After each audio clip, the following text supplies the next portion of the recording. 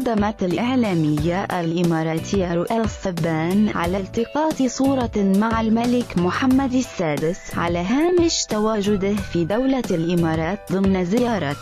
أخوة وعمل أشعلت فضاءات إنستغرام وفيسبوك وتويتر، فيما أثار هاتف العاهل المغربي الذي ظهر في الصورة فضول العديد من المتتبعين.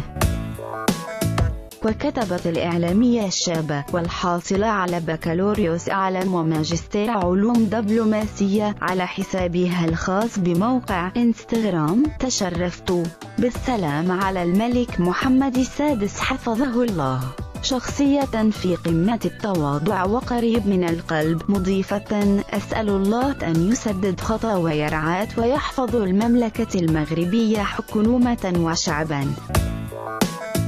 وظهر العاهل المغربي متحررا من أي زي رسمي، مرتديا قميصا ربيعيا في اللون الأزرق الداكن مع سروال أسود، فيما كان لافتا حمله هاتفا من نوع سوني إريكسون برو في يده اليمنى. أما الصبان فظهرت بفستان من نوع باستيل وسلهام بني اللون، بينما يظهر أن الصورة التقطت داخل باحة الإقامة المخصصة للملك.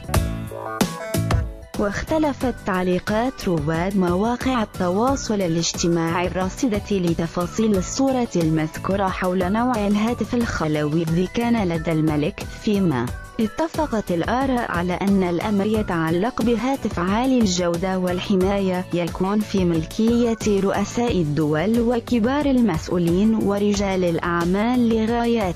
أمنية ومرتبطة بحماية الاتصالات عبر الأقمار الصناعية على مستوى العالم والتأهب الدائم في حالات الطوارئ. ويتعلق الأمر بهاتف خلوي من نوع سوني إريكسون R250 برو يشتغل وفق نظام فائق الحماية، وتقدر أبعاده بين الطول والعرض والارتفاع ب 148 في 32 ملم، فيما يزن قرابة 330 جراما، ولا يتضمن خدمات البلوتوث والراديو والكاميرا،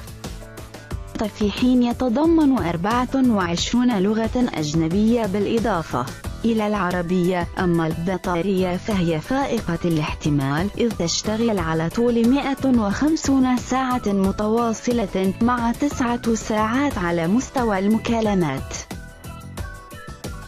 وباستعمال الهاتف المذكور يبقى العاهل المغربي بعيدا عن أي تنصت أو محاولات للاختراق، إذ يشتغل الهاتف تحت نظام جد متطور، ويمكن لنظامه التواصل مع شبكة اتصالات متنوعة، فيما يبقى متحملا لدرجات الحرارة المرتفعة والمنخفضة القصوى.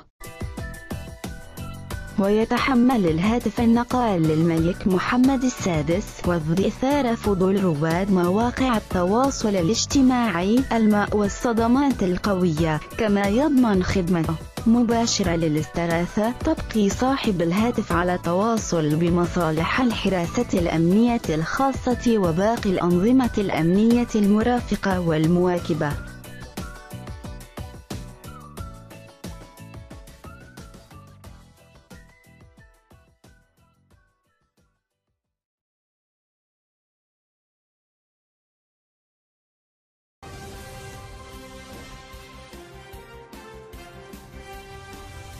بعث الملك محمد السادس برقية شكر وامتنان إلى الشيخ خليفة بن زايد آل نهيان رئيس دولة الإمارات العربية المتحدة، وذلك في أعقاب زيارة أخوة وعمل قام بها لدولة الإمارات العربية المتحدة. ومما جاء في برقية الملك: يطيب لي في أعقاب زيارة الأخوة والعمل التي قمت بها لبلدكم المضياف أن أجدد الإعراب لسموكم عن جزيل شكري وفائق امتناني لحفاوة الاستقبال والترحيب التي غمرتموني بها والوفد المرافق لي على المعهود في شخصكم الكريم وفي شعبكم الأصيل.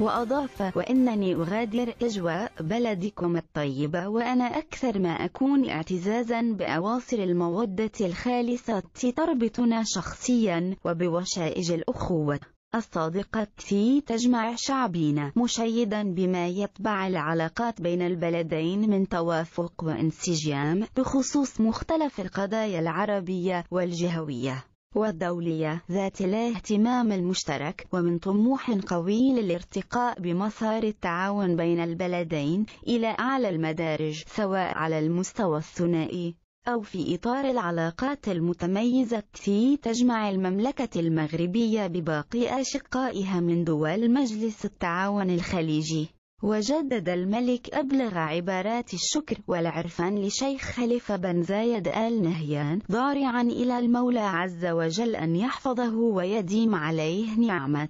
الصحة والعافية والعمر المديد حتى يواصل قيادته الحكيمة لشعب الإمارات الشقيق نحو مرق التقدم والرفعة والازدهار. إذا أعجبك الفيديو لا تنسى الإعجاب والتعليق، ولكي يصلك كل جديد اشترك الآن.